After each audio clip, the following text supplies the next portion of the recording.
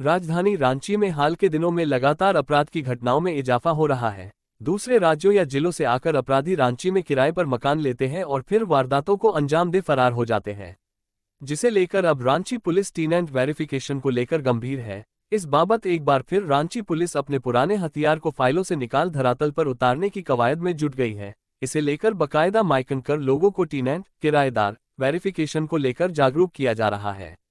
मामले की जानकारी देते हुए रांची के ग्रामीण एसपी सुमित अग्रवाल ने बताया कि राजधानी रांची में कई घटनाओं में देखा गया है कि रांची में अपराध की घटना में शामिल अपराधी रांची से बाहर के होते हैं, जो किराए पर मकान लेते हैं और फिर रांची में ही वारदात को अंजाम दे फरार हो जाते हैं। लेकिन मकान मालिक को इसकी भनक तक नहीं पड़ती और न ही उनके पास किराएदार से संबंधित कोई स्पष्ट जानकारी उपलब्ध होती है। सर, टीनेज वेरिफिकेशन को लेकर अवेयरनेस किया जा रहा है पूरे राज्य में, क्या कुछ है सर उसके तरह से लेकर? देखिए, टेनेंट वेरिफिकेशन एक इम्पॉर्टेंट एस्पेक्ट है, क्योंकि उससे हम लोग अपराध को कंट्रोल में करने का एक उपाय है। होता क्या है कि जो मालिक हैं वो किराए पे किसी को भी अपना घर दे देते हैं और उसका प्रॉपर वेरिफिकेशन नहीं करते हैं। तो कभी कभी ऐसा होता है, कोई आपराधिक तत्व के आदमी भी किराए पे वो मकान ले लेते हैं और फिर वो शॉर्ट पीरियड के लिए वहाँ स्टे करते हैं, अपराध करते हैं और फिर चले जाते हैं।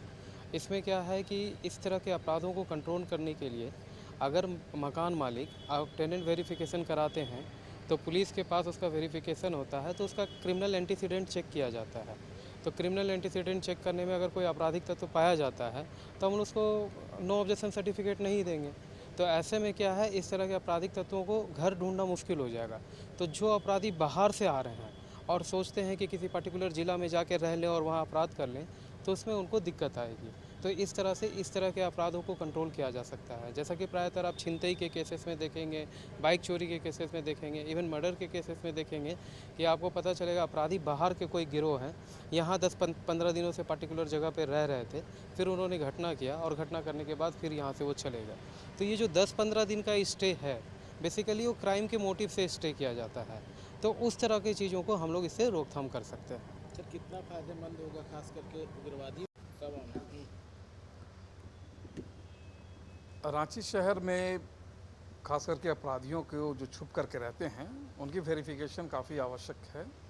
और इस आवश्यकता को देख करके, क्योंकि अपनी आइडेंटिटी छुपा करके कई तरह के क्राइम करते हैं, इस आलोक में सभी थाना प्रभारियों को निर्देश दिया गया है कि आप अपने क्षेत्र में जो है जो टेनेंट हैं उनकी प्रॉपर वेरिफिकेशन करेंगे, उनके आधार कार्ड।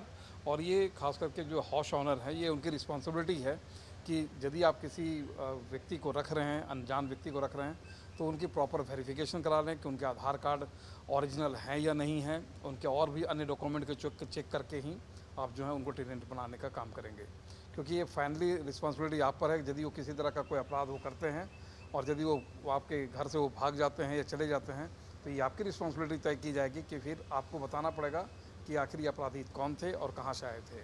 इसलिए किसी भी व्यक्ति को टेनेंट बनाने से पहले आप उनका प्रॉपर वेरिफिकेशन करके ही आप रखें। सर,